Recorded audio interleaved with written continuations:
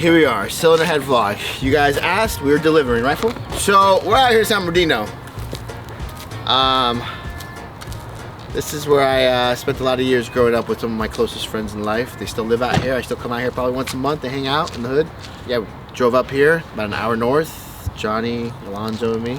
So like I told you guys, ask if you guys want to see this stuff. So why I picked MPH, there was one time when I started out of my garage and I would ask people for help, or anybody, right, that's trying to come up in business, is recognition.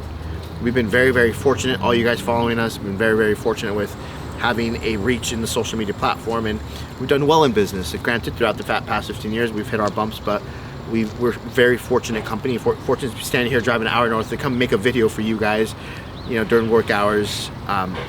This guy, I don't know him. It was my first time meeting him, was just 10 minutes ago. I came across him on Instagram. Some of his reels are pretty funny. Yeah, check my boy out. Look at the spread on the fucking toes, the gas and the brake at the same time. Look at this man. You can tell he knows how to drive his fucking car. Hit it, buddy. Hit it, buddy. Boom,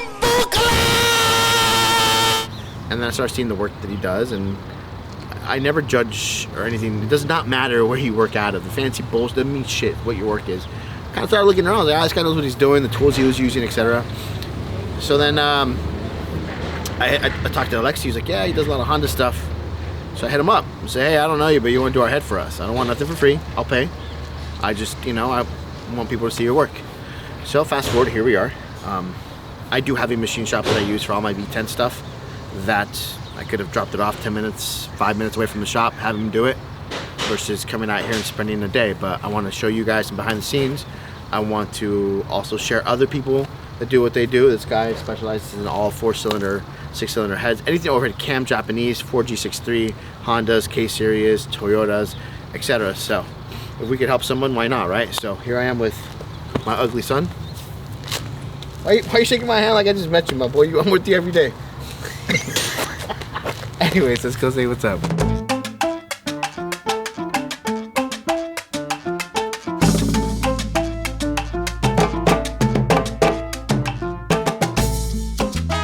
How's it going, guys? My name is Alberto Munoz from Munoz Performance Heads.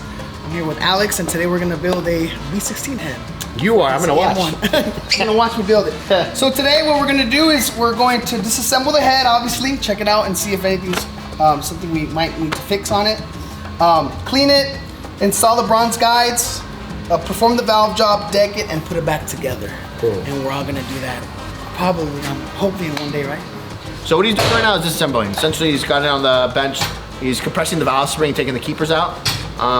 Compressing the valve spring allows you to then get a magnet, pop the keepers out, good to go. Those springs, probably factory, have about, I don't know, 50 to 60 pounds of seat pressure. Kind of gives you an idea of how much force he's got to put into it. He's gonna pop all that out. Then what he'll do is take the rocker shafts out, which Alonzo will show you. You take the rocker shafts, well, we might as well because we're gonna swap them. Yeah. So take the webcam ones. Yeah, so we take the shafts out. As mentioned before, we're gonna do the whole web, the camshafts, as we talked about it. So once he gets his rockers out, I'm gonna give you guys an example and show you guys the difference between the factory VTEC versus what we do. I truly hate the terminology of VTEC killer. It's not VTEC killer, it's just going to something that's different. So these are the web rockers. So this rocker pad is a chrome moly, then the base pad of what it rides on is actually welded, then grounded down. Cool. So this right here has an extended pad. Now this pad is longer for the size of the lobe to not run off of the rocker, okay, at full lift. So what VTEC is, it's got 3 lobes, 2 outsides, 1 middle one. When you're driving normal, it runs off the little outside lobes. Once VTEC is engaged, it then runs off, the big middle one kicks in, and then the 2 little ones can't touch the rocker, so only 1 lobe is opening 2 valves. So this is 1 cylinder, let's say intake side. See little rockers and then big VTEC one. So when it's normally running the camshaft, it's opening off these 2 little ones. Once VTEC engages, the big lobe takes over. Now the question is, how does VTEC engage? It's oil pressure. So you see those pins in there? There's a pin in there, pin in there, pin in here. Okay? Oil pressure is gonna come in through here. This is gonna come out, push this pin through to that one, and then it locks them. okay? And then the big lobe kicks in. Now what we're gonna do here is we're gonna get rid of that. Now, this is cool technology. I mean, this was designed in the late 80s, it's ahead of its time. But for performance, we wanna put a big duration, big lift. However, I'm not, you know, this is a whole debate of running, you know, one roller per 2 valves versus one lobe per valve. I like to run one lobe per valve. You can control the valve train a lot easier, okay? So now if you look now, this is how it's gonna look. And this is a spacer, so then this sits in the middle. So now we're gonna have one big lobe per valve versus having one big lobe for 2 valves, okay? So this is what's referred to as a Webcam Pro series. So now if you compare that rocker to that rocker, the question is, well, why do this? Why not just get rid of that one and keep the 2 small ones? Well, if you compare the big one to the small one, see how much bigger that pad is? We do not want the rocket, the camshaft lobe to roll off the rocker, because then it's just gonna eat up the lobe very, very quickly and it won't last. So we're gonna get rid of this. Now, why VTEC was created? It was created for efficiency, small duration, small lift, good gas mileage. And then once you go over 5,500, 5,000 RPM, VTEC engages the big lobe, big duration, big lift for performance, and then we rev it high. Again, this was designed in the mid 80s. Technology was way ahead of its time. The efficiency with this clearly is gonna go out the window. It's gonna sound pretty badass, lopey. So, there's your lesson on rockers. Okay, so earlier I heard Alex say that it was like 50 pound seat pressure. Yeah. The exhaust side, if you guys look on the OEM heads, only the intake side has a dual spring in it. And then the exhaust side has a single spring, which is probably even less lighter seat pressure. I mean, but Honda didn't design this to have any forced induction behind it. So the rule of thumb is for every pound of boost, it robs a pound of the seat pressure, right? So it's very crucial to have the correct amount of seat pressure on springs, if not, you're gonna float the valve. Now, what float the valve means is essentially what it sounds like. The valve, it's out of control. So, you know, as it should, you know, come up, it's not coming up as fast as it can. Float the valve, piston comes up, whacks the valve, you bend the valve. So, valve springs are probably the most crucial things when it comes down to a forced induction engine setup. When it doesn't matter what it is. Seat pressure, nose, you know, over the nose pressure. Over the nose pressure is a dramatic role and also comes into play depending on the kind of rocker and radius they use. For example, roller rocker versus radius rocker. That's a radius rocker. Roller stuff does require more seat pressure. Again, that's a whole nother topic. I could go on hours about that. But what we're gonna do is the springs that we got from Supertech are gonna have about 85 to 90 pounds of pressure at the seat, which is enough for what we're doing. Because this is it, about 85, 90. So you gotta factor in how much boost you're gonna run. That's stock. So, you know, it's the big cars, you know, 60, 70 pounds of boost are running 100, 110 pounds of seat pressure, probably even higher. But the problem with, I could get the seat pressure that I want, right? But the problem is, and then lift comes into play. You're gonna kill the clearance at full lift. So you gotta be very careful on how much clearance you have at over the nose, meaning full lift of the camshaft. We don't want a coil bind, meaning those coils touch each other. So this is about 85, 90, which is good for what we're gonna do. We'll probably see 35, 40 pounds of boost. So again, this is a whole nother thing I've never talked about on this channel. But my expertise is actually, before I did cheapy, I worked at Web Camshafts and started pushing the broom and worked myself up to machining and then learned how to profile. And when you profile camshafts, you gotta learn how all this works because it all works together. So. All right, so what I'm doing is I'm getting everything ready for the ultrasonic cleaner. Even though these parts are brand new, when they pack these parts, Supertech coats them with a film so that they don't rust and they have more shelf life. So we're just gonna put it in the ultrasonic cleaner for a little bit so that we can take all that film that it has. People think that an aftermarket valve seals much better, but its job is to, if the piston smacks the valve, this one's gonna break off and cause havoc into the cylinder. Whereas a forged valve, if anything were to happen, it'll just bend. It won't break off. I mean, it can break depending on how fucking bad how much power we're making. Yeah, I've broken it for sure. But, and more than anything is the temperature, right? The material. So the exhaust valve is made out of what's called Inconel. So it can withstand cylinder temperatures much higher. Forced induction engines, turbo engines, do have much higher cylinder pressures than EGTs. Exhaust gas temperature. Exhaust gas temperature on a turbo car is going to be substantially much higher than a naturally aspirated car. So the material is very important. You don't need an Inconel valve on a naturally aspirated car.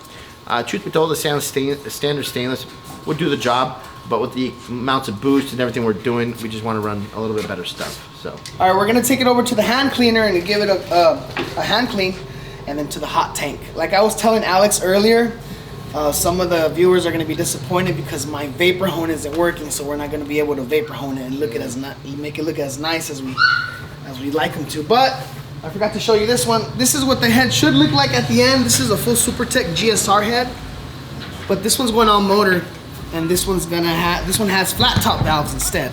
And Alex knows why they have flat top. More compression. Yeah, more compression.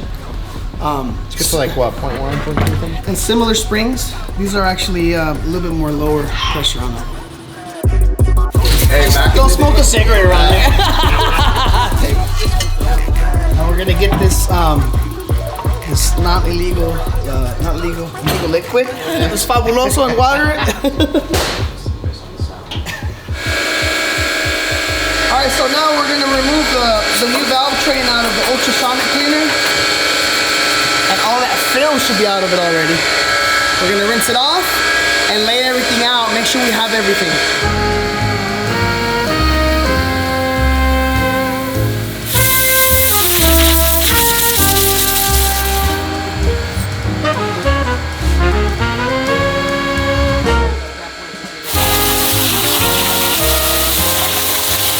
Yeah, so I could tell that somebody's already been in here in the cylinder, or it's been touched before because it has spray paint. If you want to zoom in.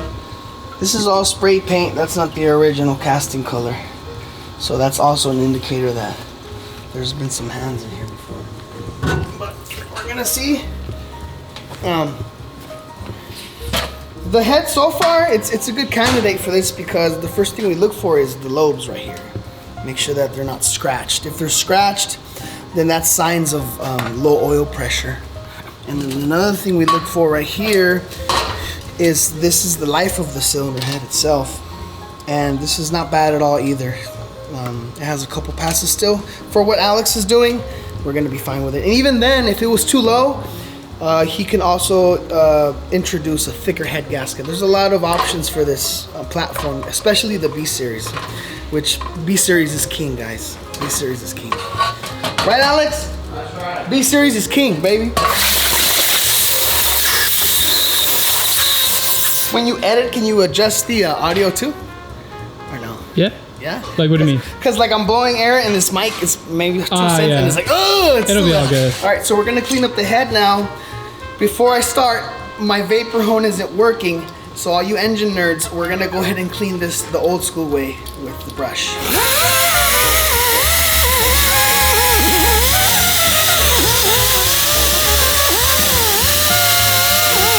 So basically what I'm doing is removing all this carbon. And all this carbon tells me that it was definitely burning some kind of oil either from the rings or the valve guides or the valve seals.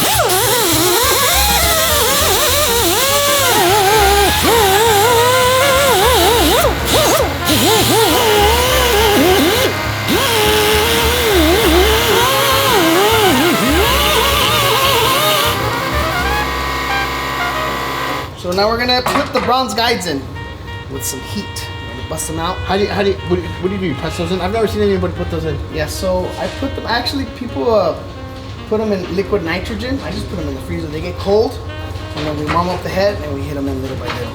That's it? That's it.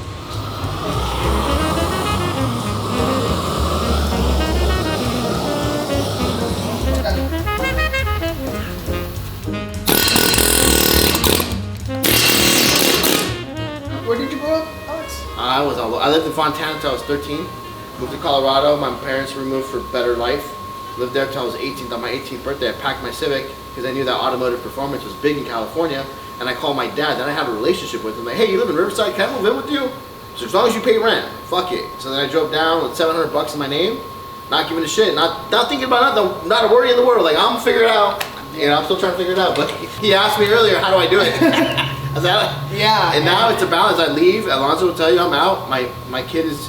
Right now I'm horrible about that. Like, because you said earlier, at 4 I'm out. Sometimes I stay late, and when you told Oh, I me- used to stay late. like late. We used to stay late. I mean, Alonzo will tell you we'd hang out at the shop, work, But you know, it's gonna be there tomorrow.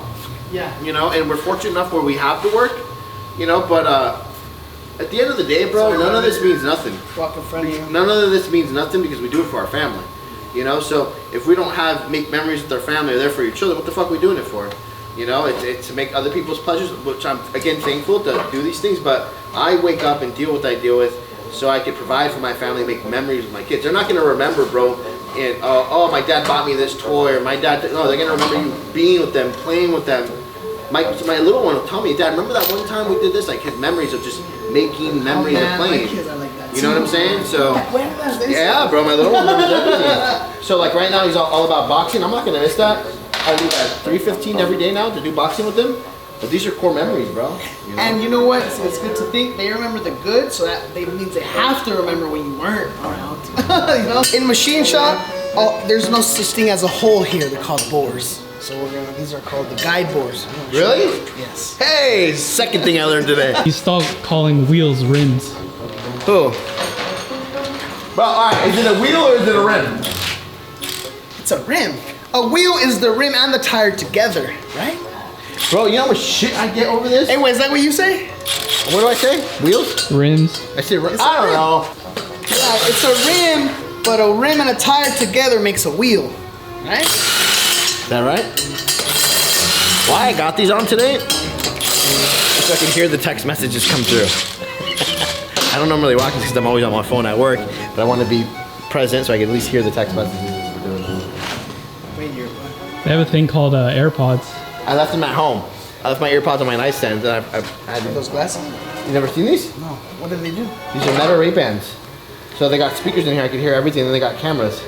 Really? Yeah, then it's AI too, so I can ask it anything and it'll answer. Alright, so do you know what Grok 3 is? So Grok 3 is Grok. G-R-O-K, it's Elon Musk's AI. So he just released what's called Grok 3. This shit is dope. I love ChatGPT. This guy, I use it all the time. This shit ain't got ChatGPT ain't got shit on this. Dude, give me whatever's on Here, crack. watch. Give me that AI on crack. Can you tell me how to install a bronze valve guide on a Honda B16 cylinder head? To install a bronze valve guide on a Honda V16 cylinder head, here's what you do. First, make sure the old guide is removed.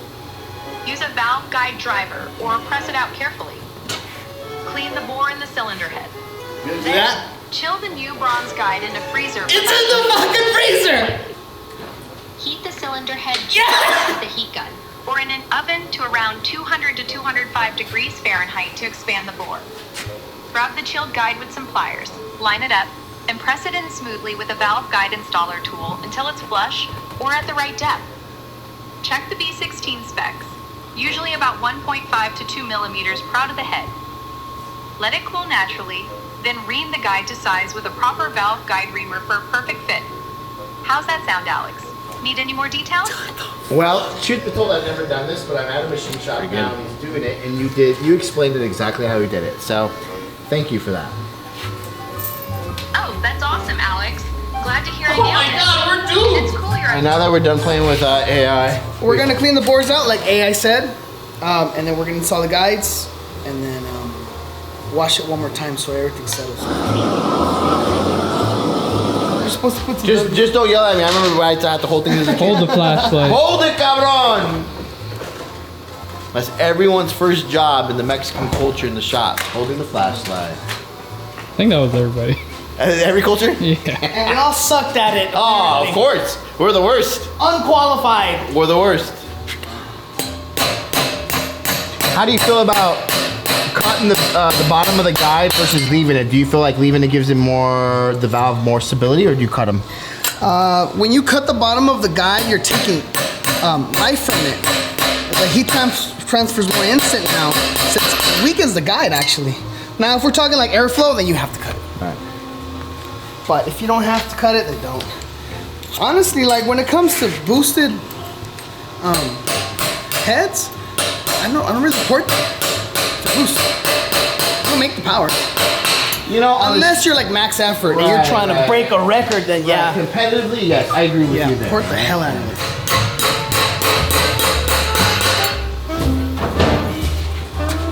Back in the tank.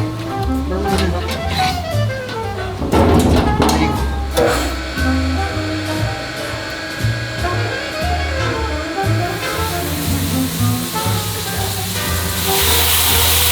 All right, let's start machining. Let's put it on the CNC valve job machine, our Rottler SG7. And then we're gonna go ahead and cut the angles out.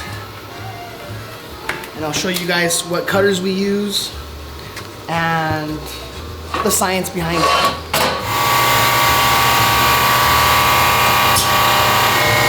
What do you do there? So this is called layout fluid or dicum. So what this does is when I start cutting the seat, the naked eye can't see where I'm cutting, so this, once it starts cutting, it's gonna erase the dicum. Makes sense. So now what we're gonna do is take this carbide reamer and we're gonna ream the guide. Reason being is because when we install the bronze valve guide, it compresses. The valve's not gonna fit because once it went in with pressure, it tightened up on us. You're just gonna get honing out. Yeah. Now how much clearance do you allow? Like if you had Like 2 thou clearance, and that's why we're using a custom reamer because it's set to that clearance. It's carbide, so carbide doesn't wear. so you already know what you want the inner diameter at. Yes. Understood. Yes. Okay. Yes.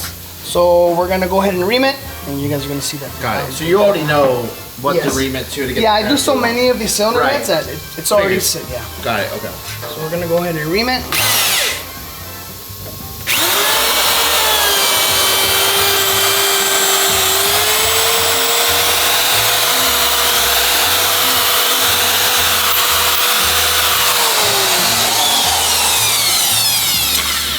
What would happen if the tolerance is too loose?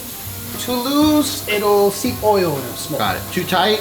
Too tight, it'll seize the valve. It'll friction weld onto the guide, and Very quickly. yeah, your piston's gonna smack it. So this one is not reamed yet, and this one is. Let me see. So this one isn't reamed yet. You can't go in, and then this one is. So we're gonna do that to all 16 of them. I'm just brushing it right now, just cleaning any debris. So when I start using my pilot, I'll show you guys what a pilot is right now in a second. But you guys can see all the material that comes out of it. Then you clean it again after that, huh? Yeah. You clean it once more before final assembly? Yeah, it gets cleaned 3 times. Okay, so what I'm doing here is I'm setting up, this is called the pilot. And now the pilot, I put this sensor on the pilot, right? And now I'm trying to square away this axis and I have to zero it. So if you look up here,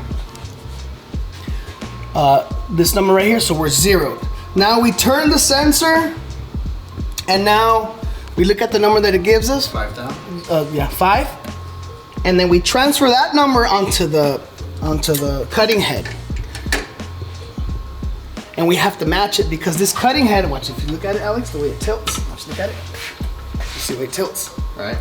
So we match it, and then once we get this number zeroed and that number matched to the cutting head, this cutter is going to be directly square. Understood. So it's a concentric cut. And what is it you're cutting right now? The valve seat. We're cutting. Oh, the so valve. you're about to do the valve seat job? Yes, the valve seat. So there's 2 setups when cutting a valve seat. The first setup is the machine to the head, right? And then the second setup, which we're gonna do right now, is the valve to the cutter. And then once we have those 2 setups locked in, we can start cutting the valve seats. What is it, the terminology? 3-angle valve job. What 3 angles are that? Okay, so 3-angle valve job. I'll show you guys how we used to do it old school. For the people that don't know, because I'm sure a lot of you guys, the performance world is 3-angle valve job is a statement that is said. Yes. Without, I feel like it's thrown around without people actually knowing what it means, right? Yes. Got it. So the way I used to do it when I first started business was we would take these stones, and all of these stones have an angle to them. This is a 30-angle stone. And then we would take another stone, this is a 45-degree stone, and we would put it onto this driver, like this, and then we would cut each seat one by one. First we hit it with a 30, and then we hit it with a 45. Now where the 30-degree and the 45 meet, that's where the valve seals. But then after we stop doing like that, because if you wanted a 3-angle valve job, we would have to cut all the seats with a 45, and then go again all the seats with a 30, and then all the seats with a 60. But now, since we have this machine, the cutters have all of the angles on them. Let's check it out. Got it. Okay. So then it's just one cut, which makes it much easier. When you say like 3-angle valve job or 5-angle valve job, the primary 3 angles is 30 degrees, 60, and 45. And those are just meant for it to seal properly. Any angle after that, like above it or below it, is just for airflow. So a 5-angle valve job is much better airflow for the cylinder head. So we're gonna do a 5-angle on the intake and a 3-angle on the exhaust. This is our pointer, and pretend this is like a finger, right? This is a finger telling the cutter where to cut. So we're gonna point it, and I want it to cut a little bit high on the exhaust side.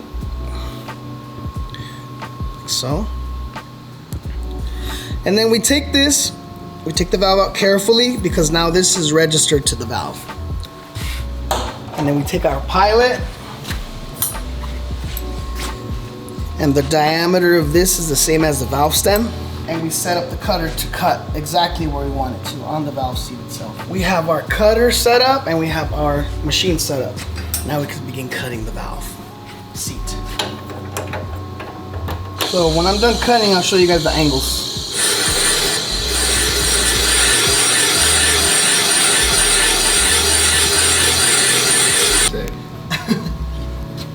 Make it look easy. Yeah. Setup's the hardest time, right? Yeah, the setup.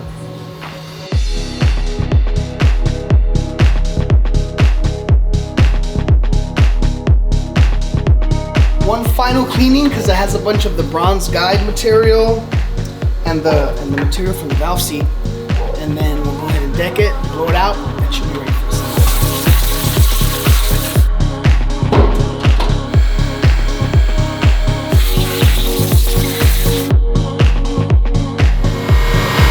So this is called a resurfacing machine. We're gonna go ahead and resurface the cylinder head.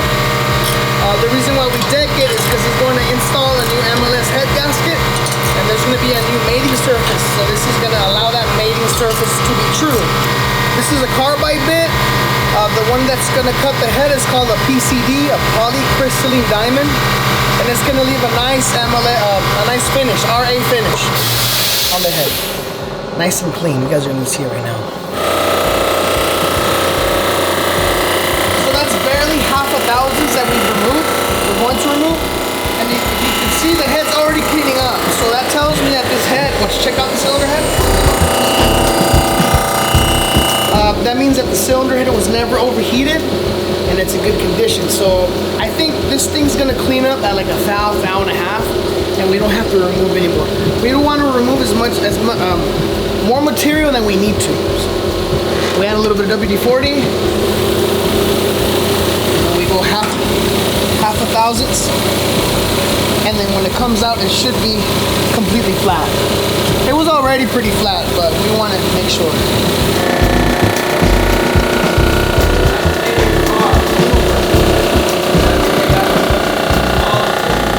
Now we're going to deburr the edges on the cylinder head.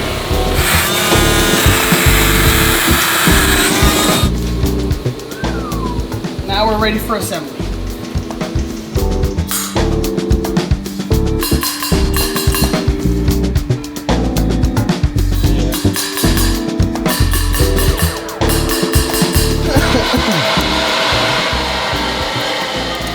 Munoz Performance Heads Assembly Rig. Now next is the spring locators. The reason they're called spring locators is really the name is in there. It locates the spring, it keeps it centered, so the spring doesn't shift. Because if this wasn't here, the spring would just shift around and mess up with the geometry in the valve train. This keeps the spring centered and on the valve itself. Spring locator. I know Alex brought me Supertech seals, and the blue ones are called, it's a Viton seal, meaning it handles more heat. So I'm not gonna install the intake seal that he brought me. I'm gonna go Viton all around. Keep a lot of these. So we only run Vitons intake and exhaust, just because it's a lot better for the car.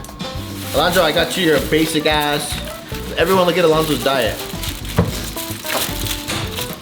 No mames, güey. Es un pinche perro, güey. No mames, güey. What is it? This fool just wanted to play with masala, güey. Oh, it's a carnivore diet. You've been watching Jordan Peterson. Yeah, there's a little trick to it. Whenever I get a kid coming here trying to learn how to do this, he can get frustrated because he ain't got the little trick to it. So I takes them like an hour to assemble one. But it takes You make that too long. This is just a compression tester. Making sure it's sealing before it leaves.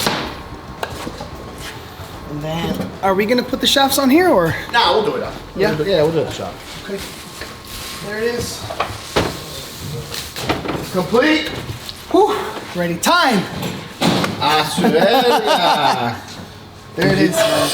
Damn. Well, one step closer.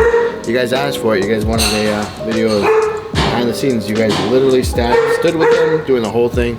Me and Fat Boy Johnny went to go eat tacos, so we missed a little bit, but thank you. Thank you. Appreciate you very much. Hey, we'll do business. Anybody needs cylinder heads, they can pull up, take care of you. You probably won't do it as fast as you did this one for me, but wait your turn, my boys. Thank you guys for watching. Yeah, Appreciate man, Alex for coming out. Yeah, no Thank problem, you bro. guys.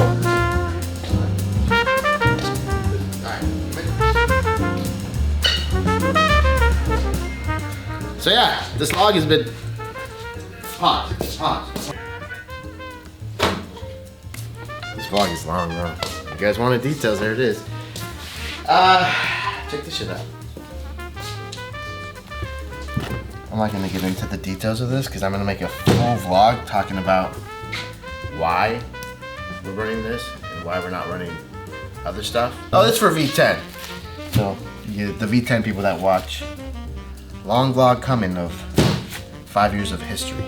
Anyways. So it's, no, it's not that. It's again, we're gonna make an in-detail vlog about all that later. Very in-detailed. Monopoly and politics. I'll show you and tell you all about it. You want to see a real head? Titanium valves, baby. whose is this? This is mine. This is for my race car. John.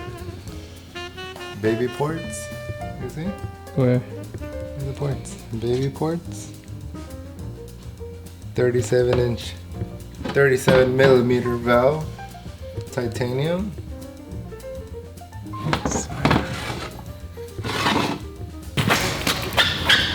So what I was saying in there, not to go off topic, but I'm gonna make a very long video talking about 5-6 years of experiences behind the scenes, politics, monopoly, bullshit.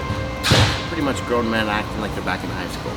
So again, please do not judge the, when we were there, he doesn't have the fancy cleaner that makes him look brand new, like your head. His machine was down. So I said, yo, don't sweat it. Like, a hot tank? Hot tank? no, it wasn't a hot tank. It's called something else, like the steamer. I forget. So don't judge the cosmetic, because at the end of the day, like the prettiness goes away the first time you lift a head gasket because oil gets everywhere. So to recap, we're utilizing Supertech valve train completely.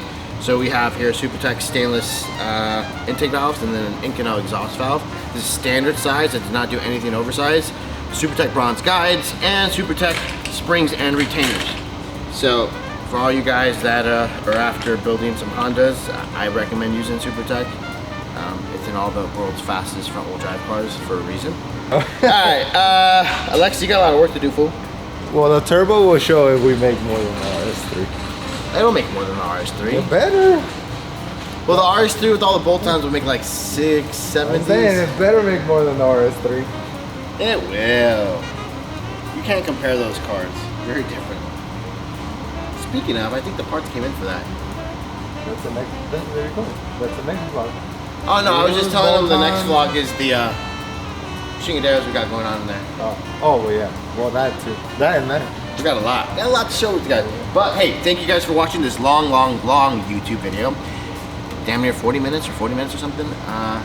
Drop the comments. Let us know what you think. Be honest. You know, essentially we're doing these videos for you guys, taking these drives.